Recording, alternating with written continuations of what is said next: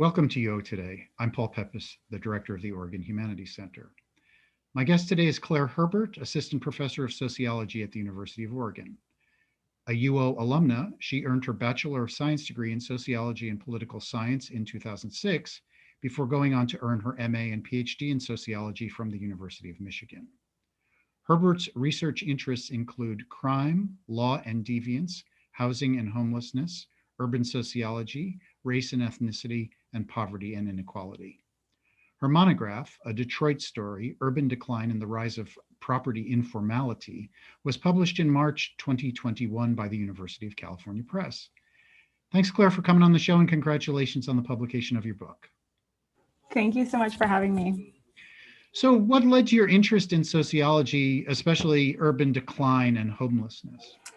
Well, my interest in sociology actually started as an undergrad at U of O. I was studying architecture, and while I loved architecture in the department, we started learning about how freeways would bulldoze through poor, primarily minority communities, and I started being really concerned about what was happening with those communities. And so I took a sociology class and ended up switching my major and continuing on with that. And the communities, declining communities in particular, became of interest after moving to the Midwest. Having grown up primarily on the West Coast, the Midwest was spatially very, very different. And my graduate program was about 45 minutes outside of the city of Detroit. And so after exploring the area and seeing really how different the city looked from anything I had ever seen before, it really interested me, and I wanted to learn more about how it came to be like that and what it was like for people living in declining cities. So why don't you tell us how Detroit came to be like that? What did you learn about that? That's a great question. And, it's really not just a story of Detroit, it's a story of many, many other cities across the US that have experienced deindustrialization, shifting economies, a lot of white flight from urban centers, right? So you have these, centers of poverty, often with racial minorities living there, and then the suburbs with a lot more wealth, predominantly white populations. And those shifts combined with interpersonal and institutional racism on the part of various institutions, from realtors to the federal government, really shaped or exacerbated the decline of these cities. And now, 40, 50, 60 years later, after these declines started, you have cities that were built for populations that are much larger than what they have. So there's infrastructure, there's vacant housing, and then there's also a population that does not provide enough or cannot provide enough in tax revenue to really support the city as it was built. So these situations then all kind of compound and mean that you have a lot of cities sort of struggling to take care of what's there and struggling with high poverty rates, high unemployment rates, very deteriorated built environments, things like that. So let's talk about Detroit Story, Urban Decline and the Rise of Property Informality. First, let me ask you, what is property informality? So that's a sort of term I coined for this work, because what I'm studying is practices that technically violate different laws and regulations, and in this case, particularly property laws. But these are also practices that come to achieve a level of informal legitimacy.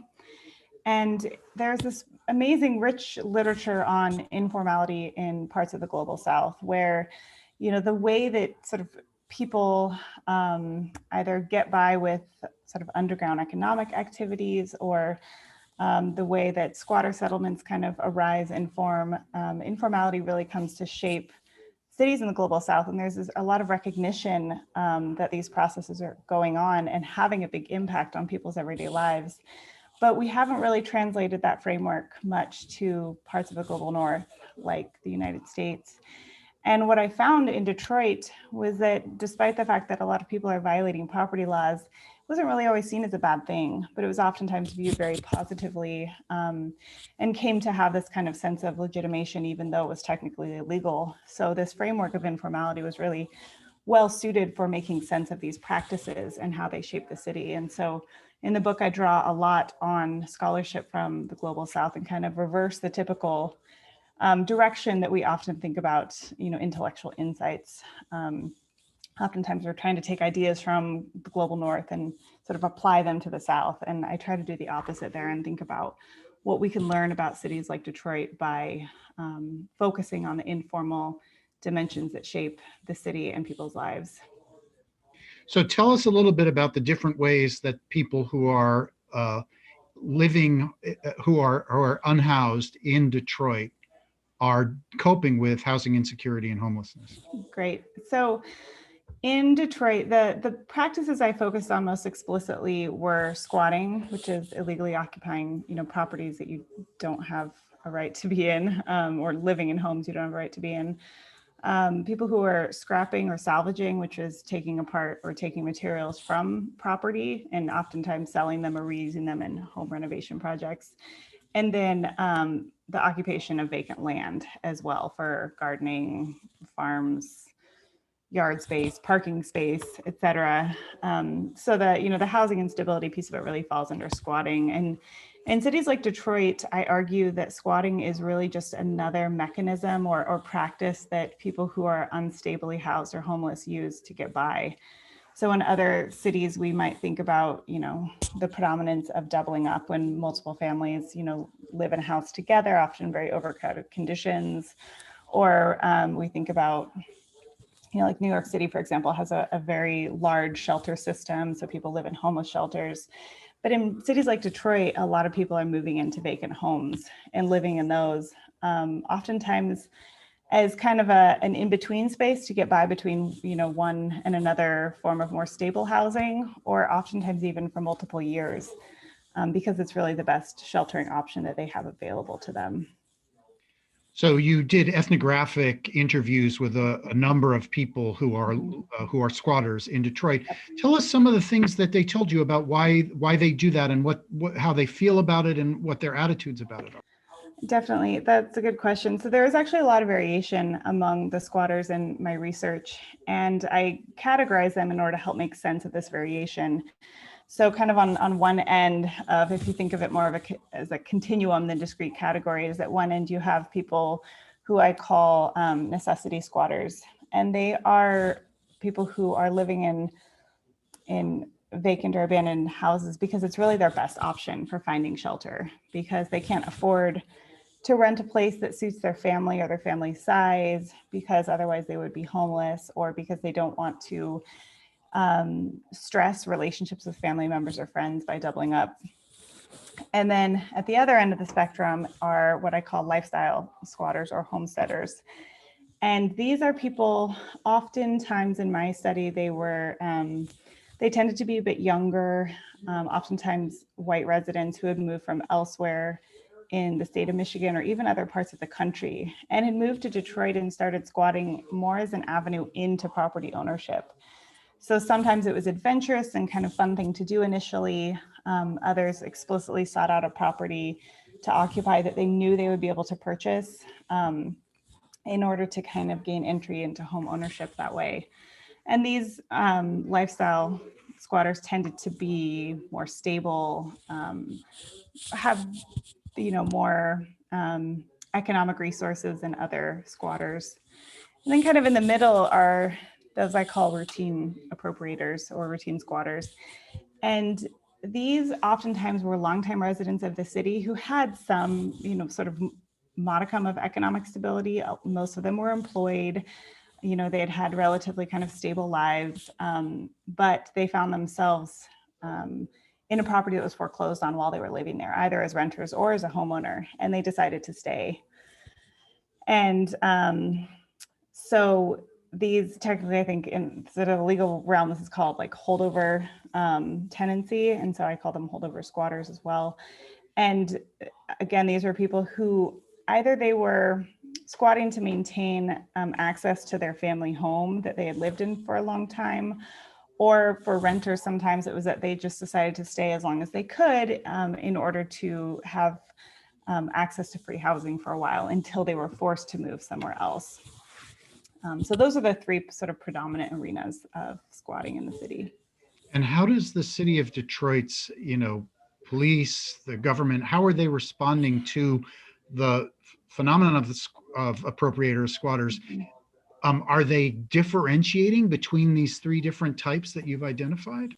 So this is one actually something that I think is concerning, is that I don't see enough recognition on the part of officials that there is this variation in sort of the motivation and the level of resources, et cetera, that different squatters or appropriators generally have. And so while the more privileged lifestyle appropriators are able to formalize their practices and, you know, buy the homes that they're living in or buy the land that they're occupying to farm, that's often not sort of in the realm of possibilities or even desires for people who are very low income, who are otherwise homeless. A lot of the time, the squatters in my study who are very poor didn't want to take on the legal responsibilities of ownership, but they still wanted to be able to stay in the property because it came to feel like home to them. It was the most stability that they had, and they'd really, you know, turned that place into home. And while I think there may be some more promising, or I'm hopeful that there are some more promising responses on the part of the city at this point in time, when I was doing my research, the response was largely to sort of there was very little enforcement of property laws for these very deteriorated houses that, you know, really there was no market for them. No one was really interested in them other than the squatters. So oftentimes those were kind of ignored. Officials looked the other way. But there is an increasing trend to criminalize squatting across the country, which really creates more vulnerability for people who are already in very precarious situations.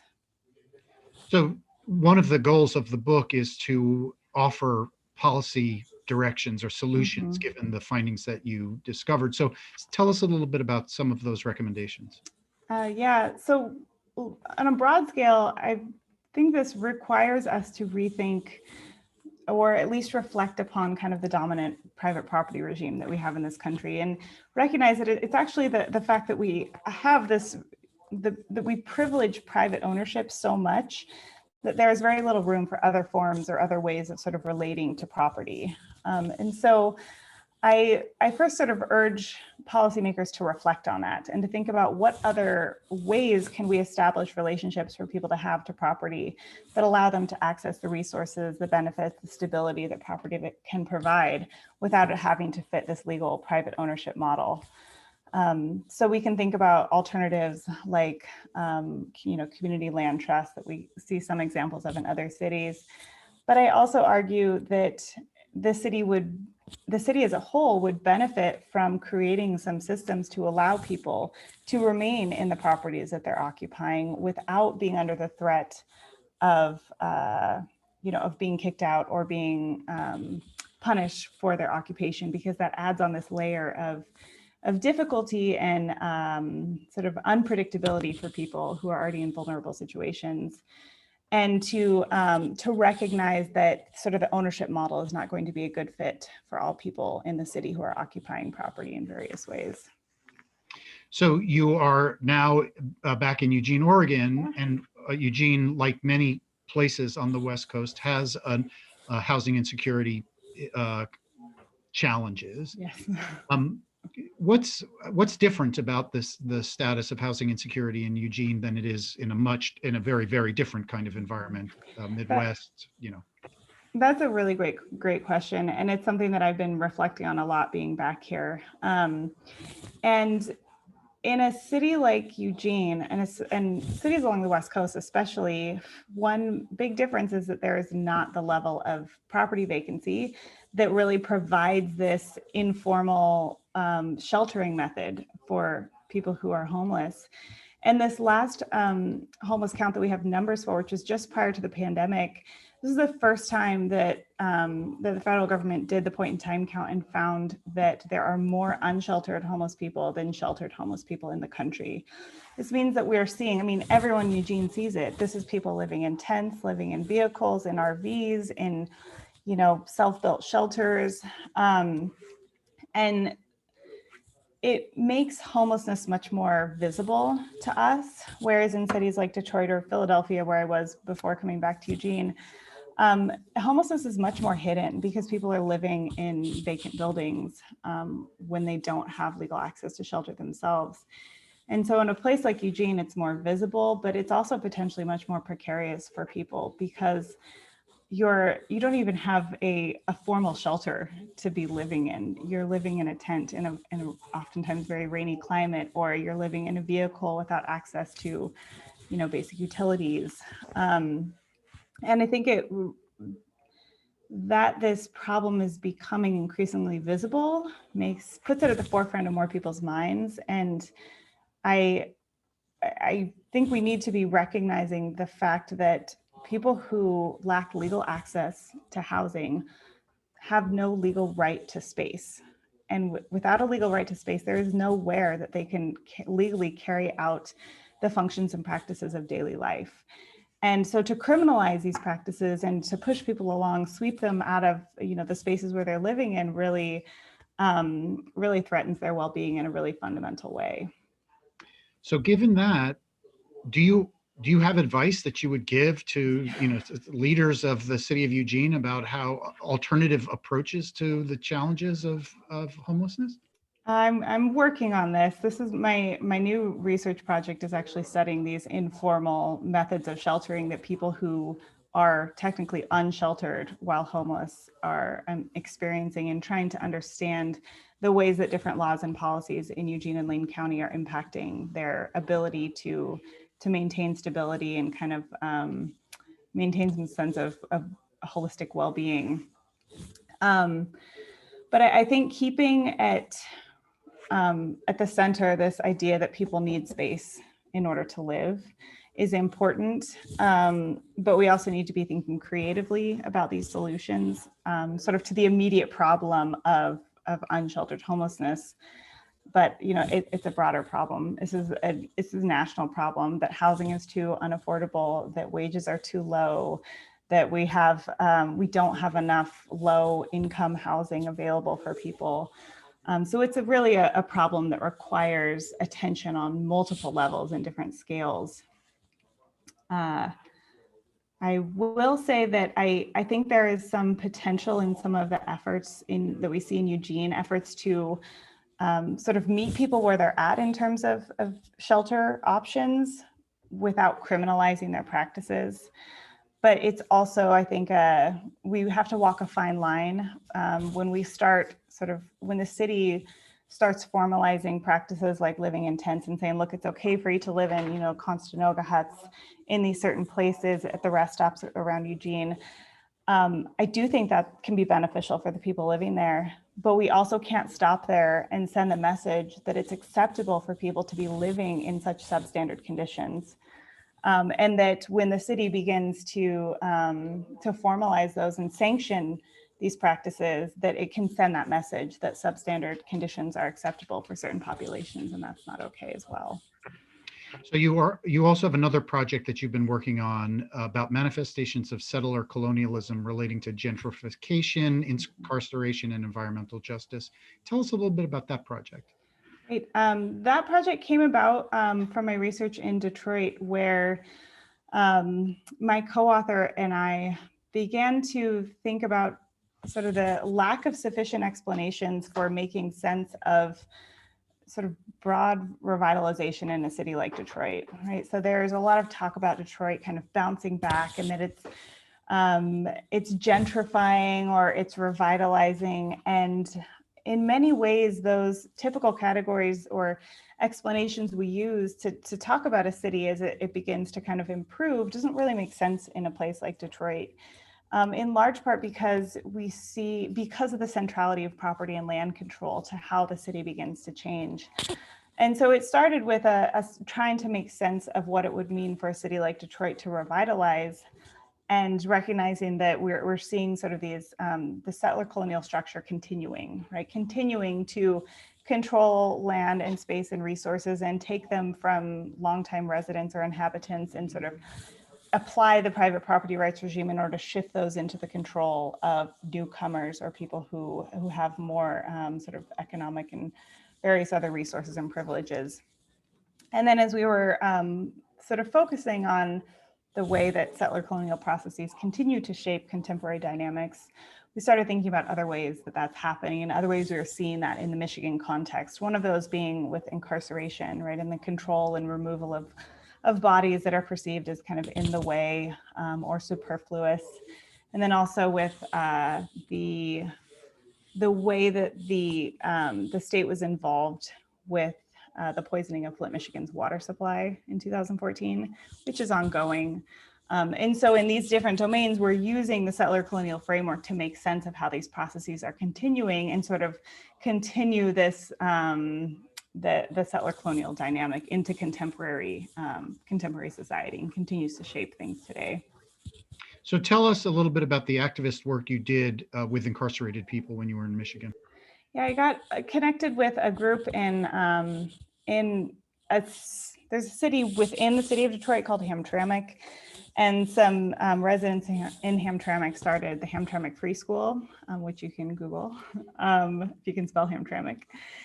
And one of their big efforts was outreach with incarcerated people, and a number of people with the free school started going in and doing prison poetry groups and writing groups with incarcerated people. And my daughter was an infant at the time, so at that point, I was never going into the prisons, but I was providing a lot of support sort of from the outside with a lot of their outreach efforts and fundraising and some of the projects that they were doing to kind of help connect people who are inside, who are incarcerated, with their communities and maintain some of those bonds, primarily through recording and posting poetry and other artwork online so that their families had access to it. Have you engaged with incarcerated populations since you returned to Oregon? Not explicitly here in Oregon. We're thinking about trying to sort of broaden what we call it the Incarcerated Archive, and it's on the Free Schools website. We're thinking about trying to broaden that and be able to include and post artwork and spoken word from people at, facilities across the country if we could. So in addition to being a sociological researcher, a prison activist, you are also a teacher. Yes. Would you tell us a little bit about a course that you've been teaching and that you enjoy teaching? Yeah, my favorite course right now is Housing and Homelessness, and I actually have had the opportunity to teach it twice this year. I taught it in the fall in the Honors College, and I'm teaching it right now in the Sociology department. And one of the, I would say the best parts about teaching this class is that my students really recognize that this is a problem, in part because they experience the lack of affordability for themselves as students. They also see the problems with homelessness in their community. And a student in my class in the fall has really taken the issue of lack of affordable housing for students to heart and is sort of attempting to expand access to housing programs for students at University of Oregon. So University of Oregon, you did your BA at the University of Oregon, and then you went off to Michigan and earned your MA and your PhD, and here you are back at the University of Oregon. So what drew you back to the university? So I actually, the first time when I was graduating with my PhD, and I was having a conversation with my advisors about jobs, and I said, well, what kind of job do you want? Like, where do you want to try to work in an ideal world? And I said, my dream would be to work at a place like University of Oregon.